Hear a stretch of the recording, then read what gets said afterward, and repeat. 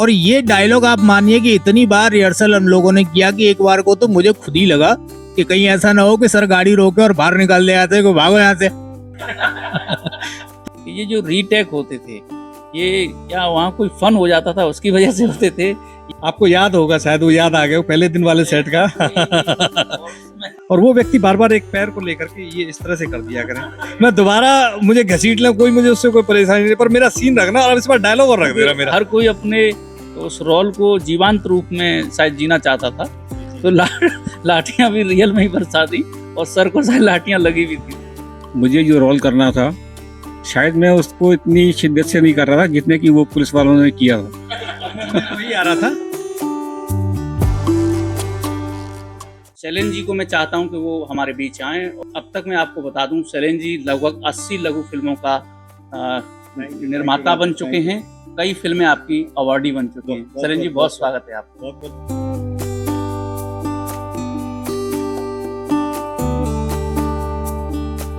वो शख्सियत जिन्होंने इस फिल्म के मुख्य हीरो का मुख्य किरदार निभाया है, तो हमारे बीच आ जाएं।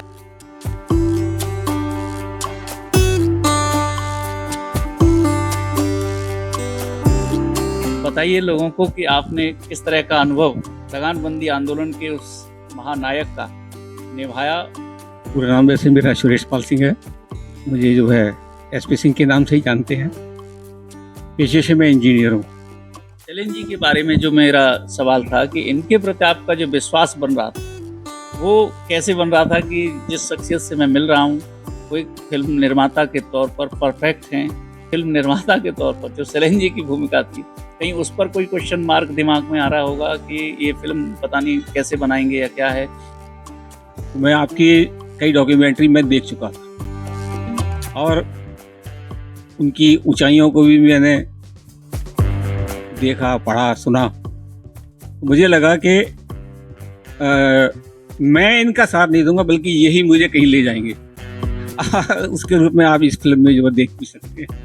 मतलब अब तक जो मैंने डॉक्यूमेंट्री फिल्म बनाई है उसका तरीका बिल्कुल अलग था और ये जो फिल्म बनाई है उसका तरीका बिल्कुल अलग था। ये दोनों चीज़ों में जमीन आसमान का अंतर है। यहाँ सुई से लेकर के और किसी भी बड़ी चीज़ तक का सारा इंतजाम जो है वो सारा वॉच जो करना है, बल्कि तैयार भी करना, सारी चीज़ों को करना है, वो सब बतौर निर्देशक जो है आपको करना है। सारे एंगल्स पे आपकी भूमिका होनी है, सारे लोगों को कनेक्ट करना है, आपको अपने अलग अलग किरदारों को भी डन करना है। तो ये मतलब बहुत एक चुनौतीपूर्ण कार्य था।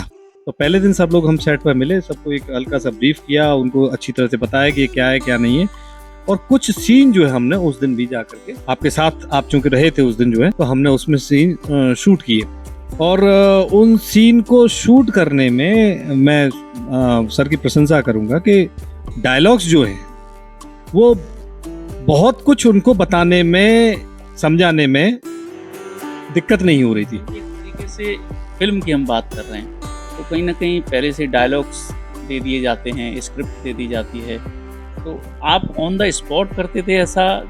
जो रोल जिसको प्ले करना है उसको अगला डायलॉग क्या बोलना है वो कैसे आप डिलीवर करते थे? डायलॉग्स बाकायदा सारे लिखे गए, सारी स्क्रिप्ट लिखी गई, डायलॉग्स लिखे गए। और इस फिल्म की जो खासियतों की अगर मैं बताऊं तो उसमें से एक खासियत ये भी है, इसके जो डायलॉग हैं वो ब्रज भाषा में ही लिखे गए हैं। जो यहाँ की लोकल लैंग्वेज है, जिस माहौल में इस मूवमेंट को, इस किरदार को हमने दिखाना था, वो भाषा भी फिर हमने तय किया कि इसमें हम ब्रज भाषा में ही इसको देंगे, जिससे कि हम अपनी भाषा को भी प्रमोट कर सकेंगे। और ये जो निर्णय था वो कहीं ना कहीं चुनौतीपूर्ण भी था, क्योंकि सब किरदारों को इस भाषा के सहजता के साथ बोलने में उतना आसान नहीं था। और काम जो किया है जिस तरह से सभी लोगों ने, वो आप देखेंगे तो शायद आपको अच्छा लगेगा कि बड़ी ही बारीकी से, बहुत ही फिनिशिंग के साथ अपने अभिनय को उन्होंने अंजाम दिया है। अब वो किस तरह से हुआ, क्या हुआ, वो तो सब हमारी कास्ट जो है वो होगी तो और भी बात करेंगे। मैं अपने टीम को ही यहाँ पर जो है बुलाता हूँ ताकि उनके साथ बैठ करके एक डिस्कशन जो है इसके पर्दे के पीछे शुरू होता है। तो इसमें पहले अपने फ्रीडम फाइटर्स की जो भूमिका में रहे हैं उनको मैं बुलाता हूँ यहाँ पर। आप रोहित जी हैं और इसमें एक फ्रीडम फाइटर की भूमिका में इसमें रहे हैं, बैठे हुए जी। राजवीर जी जो एक स्वतंत्रता सेनानी का जिन्होंने एक किरदार निभाया है, भाई राजवीर जी वो भी आए यहाँ पर। ऐसे ही एक किरदार हमारे हीरेंद्र जी हैं, हीरेंद्र नरवार, वो भी आए यहाँ पर जो है। और एक बड़े ही इम्पोर्टेंट रोल में इसमें रहे हैं और जिन्होंने कहीं ना कहीं जो है एक अंग्रेजी समय में जो पुलिस अधिकारी हैं उनका रोल किया है अंकुर चौधरी जी।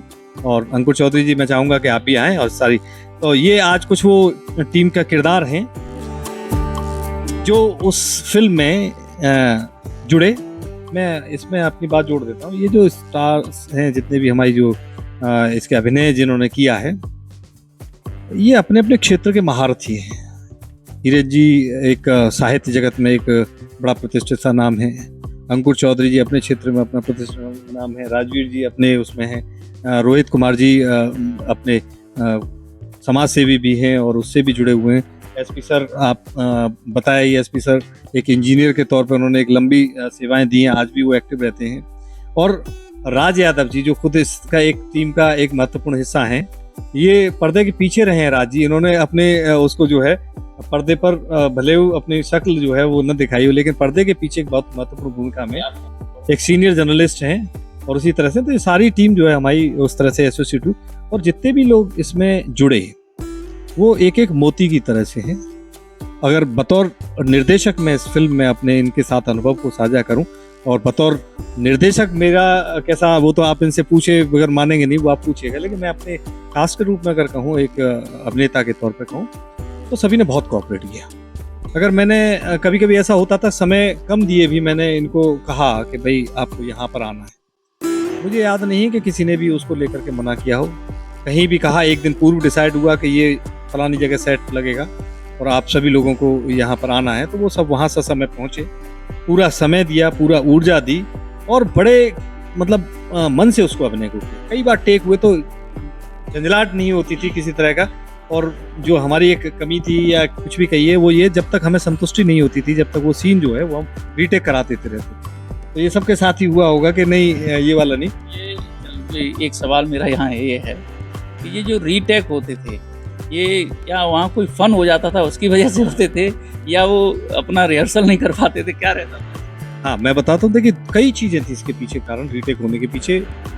हम तकरीबन 1930 के या उसके आसपास के माहौल में इस फिल्म को जो है वो बना रहे थे। स्वतंत्रता आंदोलन के करीब जो है कहानी कह रहे हैं, तो आज़ादी से पूर्व की है, तो हमको बहुत सी चीज़ बारीकी से देखनी पड़ती थी। उसके बैकग्राउंड को हमको देखना पड़ता था कि बैकग्राउंड जो है कहीं भी ऐसा ना हो जो आज से रिलेवेंट हो रहा हो, बल्कि उस समय जाए। तो कभी अगर कोई ऐसे फ्रेम से आउट चला गया वो, और वो चीज़ अगर आ गई, तो वो हमारा सब सीन गड़बड़ हो गया। फिर उसके बाद जो सबसे बड़ी चीज़ आती थी वो ये आती थी कि कहीं ना कहीं मान लीजिए कई लोगों के साथ सीन शूट होना है, तो उसमें कई सारे किरदार हैं। अब सारे किरदार तो उतने सीरियस नहीं है, एक भी किरदार जो है वो थोड़ा सा उसको गंभीर सीन चल रहा है और उसको पता ही नहीं, उसको थोड़ी सी हंसी आ गई उसके चेहरे पे, तो उसकी वजह से फिर रीटेक हो गया। आपको याद होगा, शायद वो याद आ गया वो पहले दिन वाले सेट का। तो एक बार मैं अपनी हंसी को कवर नहीं कर पा रहा था कि जब फोर्स लाठियां बरसाता है, उस समय जो सीन जो है शूट होना था, और अंकुर जी उसमें फोर्स के मुख्य अधिकारी थे। तो अंकुर जी, आप शायद याद होगा आपको कि उस समय जो आपके जूनियर पुलिसकर्मी की भूमिका में थे, वर्दी में जो लोग थे, वो कैमरे को फोकस करने के बजाय अन्यत्र दूसरे किसी रैपर या किसी चीज पे। मैं बताता हूँ राज जी, क्योंकि वो राज जी को इतनी जोर की हंसी आई थी उस वक्त, वो ये था, बार बार उनको बताया जा रहा था कि ऐसा है कि अब ये लाठीचार्ज होगा इनके ऊपर, स्वतंत्रता सेनानियों के ऊपर। तो सब तैयार थे, सीरियस थे सब लोग, और वो व्यक्ति बार बार एक पैर को लेकर के ये इस तरह से कर दिया करें। एक बार हो गई, राज जी ने उसको समझाया कि मन की जो पुलिस की भूमिका में था, मन की ये पैर क्यों नहीं आप शांत रख रहे हो, ये थोड़ा ठीक रखिए पैर को। एक बार बताया, उसने कहा ठीक है। उसके बाद बोले एक्शन होने वाला है, फिर वो उसने पैर से ये कर दिया, पता नहीं क्या गड़बड़ हो रही थी, राज जी को फिर नहीं रहा गया। बोले तुम्हें ये सीन दोगे कैसे, ठीक से नहीं खड़ा हुआ, जरा बात क्या है, क्यों बार बार पैर को कर रहे हो। तो अगले व्यक्ति ने जो जवाब दिया, उसने कहा, बोले सर मैं कुछ नहीं कर रहा हूँ, ये नीचे जो है वो एक गुटखे की जो है एक पॉलिथीन पड़ी हुई है, और 1930 में ये वाला गुटखा नहीं चलता होगा।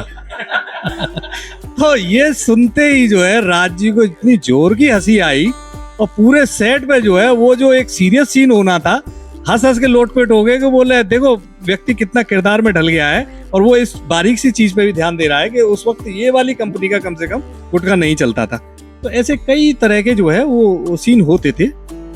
मैं एक सीन और आपको ध्यान दिलाऊं कि सीन खराब होने की बात हो रही थी। एक इसमें किरदार में, अहम किरदार में एक एंडी जो है वो एक बढ़िया किरदार उन्होंने किया।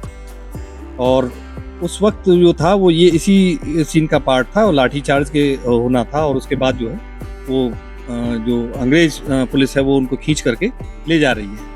तो वो बड़े किरदार में अपने ढले हुए थे एंडी, और उन्होंने जो है सबसे मतलब परे जा करके और इतना जबरदस्त सीन दिया, वो पूरा उनको पकड़ करके खींच के ले जाया गया, पूरी धूल उड़ती हुई, और एकदम से पूरे नया कुर्ता सा पहने हुए थे, तो सब उन्होंने अपना खराब कर लिया और बड़ा खुश हुआ, सब तालियां लिया बजी, बहुत अच्छा हुआ, सब लोगों ने क्लैपिंग की, सब डन हो गया। वो करने के बाद में सेट हो गया, खत्म हो गया। रात को घर पहुंच गए हमने फ़ोन किया एंडी जी को फ़ोन करके हमने कहा भाई एंडी जी आज तो बड़ा ज़बरदस्त सीन हुआ आपका, वो बड़े खुश हुए। एंडी बोले सर बहुत अच्छा हुआ, और मैंने तो अपना पूरा कोशिश की थी। हमने कहा पूरी कोशिश हुई, शानदार हुआ, लेकिन ये सीन जो है वो फिल्म में नहीं रहेगा।